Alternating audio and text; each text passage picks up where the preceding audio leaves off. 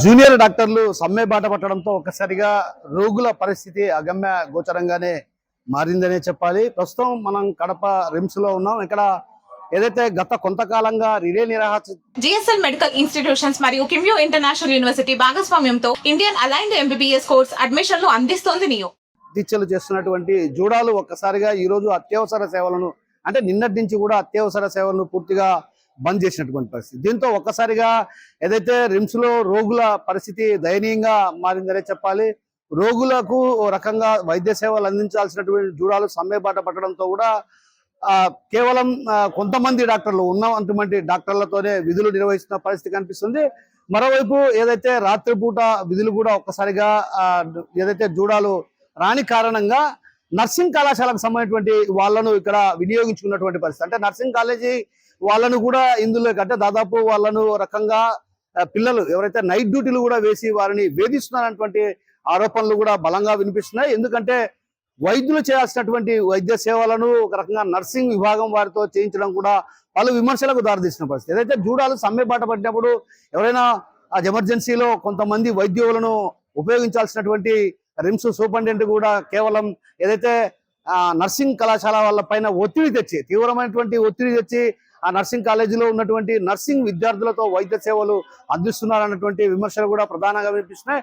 అయితే మరోవైపు జూడాలు తమ న్యాయమైనటువంటి సమ్మతమైనటువంటి సమస్యలు పరిష్కారం ఏదైతే స్కాలర్షిప్ ఎన్హాన్స్ చేయమంటున్నామో దాన్ని కూడా ఎన్హాన్స్ చేయడంలో కూడా రాష్ట్ర ప్రభుత్వం మొండి వైఖరిని అవలంబిస్తుంది. ఈ వైఖరిని విడనాలి. ఎందుకంటే చర్చల పేరిట పిలిచి ఏదైతే వాళ్ళు ఎన్హాన్స్ చేస్తానన్నటువంటి 3% మేము 30% వరకు అంటే గతంలో దశల వారీగా ఏదైతే జీవోలు ఇచ్చి ఆ తర్వాత పెంచకపోవడం వల్ల మేము ఈ పోరుబాటకు సన్నద్ధం కావాల్సిన పరిస్థితి కనిపిస్తుంది. కాబట్టి ప్రభుత్వం వైపు చర్చలకు పిలిచినా కూడా చర్చల నుంచి కూడా అంటే ఒక రకమైనటువంటి ఏదైతే పీస్ఫుల్ మేనర్ లో కండక్ట్ చేయాల్సినటువంటి పరిస్థితి లేని కారణంగా అంటే ఒక రకంగా ప్రశాంతమైనటువంటి వాతావరణంలో చర్చలు కొనసాగేటువంటి పరిస్థితి లేదు. అందువల్ల చర్చలు ఫలప్రదం కాలేదు. ఏదైతే చర్చలు ఫలిస్తే మాత్రం ఖచ్చితంగా మేము కూడా ఏదైతే రోగుల కోసమే ఉన్నాం, రోగులకు వైద్య సేవలు అందించడం కోసమే ఉన్నాం.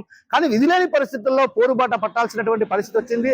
ఇందుకు ప్రధాన కారణం ఏదైతే గతంలో పాలక ప్రభుత్వాలు 4 సార్లు జీవోలు ఇచ్చినా ఎక్కడ అమలు కాలేదు. అదేవిధంగా మేము 30% పెంచమని అడుగుతుంటే దానికి కూడా 3% వరకే వచ్చి ఆ తర్వాత ప్రభుత్వం చర్చల పేరిట కాలయాపన చేస్తుంది. దానివల్లే మేము పోరుబాట పట్టాల్సి వచ్చినటువంటి పరిస్థితి వచ్చిందంటూ కూడా జూడాలు చెప్తున్న పరిస్థితి. అయితే ఇక్కడ ప్రధానంగా ప్రతి విభాగానికి ఒక ప్రొఫెసర్ ఉంటారు. ఆ ప్రొఫెసర్ ద్వారా వైద్య సేవలు అందుతున్నాయి. అయితే ఇక్కడ వైద్య సేవలు అందడంలో కూడా అంటే ఒక రకంగా ఎవరైతే జూడాలు విధి నిర్వహణలో ఉంటారు, నైట్ డ్యూటీలు కూడా వాళ్ళు చేస్తూ ఉంటారు. అయితే నైట్ డ్యూటీలకు అటు పూర్తి స్థాయిలో అత్యవసర సేవలను కూడా ఒక్కసారిగా నిన్నటి నుంచి బంద్ చేసిన కారణంగా ఒక రకంగా పనిభారం పెరిగింది. అంటే రోజుకు రోగులు పెద్ద సంఖ్యలో తరలిరాన్నటువంటి నేపథ్యంలో పనిభారం పెరగడంతో ఆ పనిభారాన్ని అంతా కూడా ఏదైతే నర్సింగ్ కాలేజీల ద్వారా పూడ్చుకునేటువంటి ప్రయత్నాలు కొనసాగిస్తున్నటువంటి ఆరోపణలు కూడా బలంగా వినిపిస్తున్నాయి.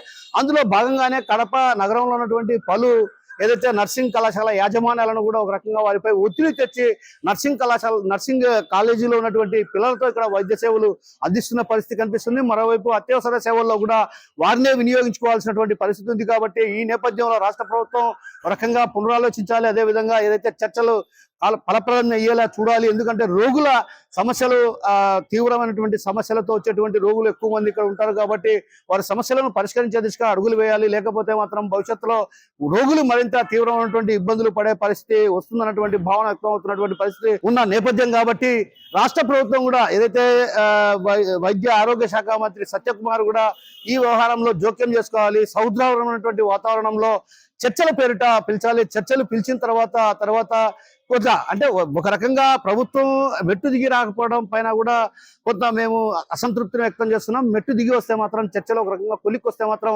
వైద్య సేవలు అందించడానికి మేము సిద్ధంగా ఉన్నాం. కాకపోతే ఒకవేళ రాష్ట్ర ప్రభుత్వం ఇదే విధంగా మొండి వైఖరిని అవలంబిస్తే మాత్రం ఆందోళన తీవ్రతరం చేస్తామన్నటువంటి విషయాన్ని చెప్తుంటే, మరోవైపు రోగులు మాత్రం వైద్య సేవలు అందక అంటే ఒక రకంగా వైద్యులు అందించాల్సినటువంటి వైద్య సేవలను నర్సింగ్ కళాశాలలో చదువుతున్నటువంటి విద్యార్థులతో సేవలు అందించుకోవాల్సినటువంటి పరిస్థితి వచ్చింది. కాబట్టి దీన్ని పూర్తి స్థాయిలో రాష్ట్ర ప్రభుత్వం కూడా పునరాలోచించి రోగుల వైపు ఆలోచించాలనేటువంటి భావన సర్వత్రా వినిపిస్తున్న పరిస్థితి. కెమెరా పర్సన్ రాముతో కిషోర్, RTV, కడప నుంచి.